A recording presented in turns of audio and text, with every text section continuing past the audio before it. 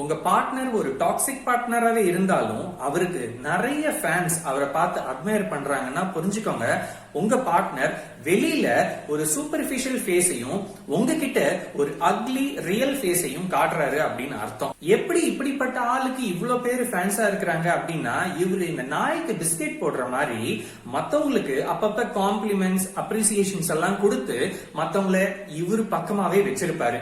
இப்படி பண்றதுனால இவருக்கு என்ன பெனிஃபிட் அப்படின்னா, அப்பப்ப இவருக்கு அவங்க கிட்ட இருந்து ஏதாவது ஃபேவர் கிடைக்கும், பிளஸ் அவங்க இவர் பக்கத்துல இருக்கிறதுனால இவருக்கு தான் பெரிய ஆளு அப்படிங்கிற மாதிரி ஒரு வேலிடேஷன் கிடைக்கும்.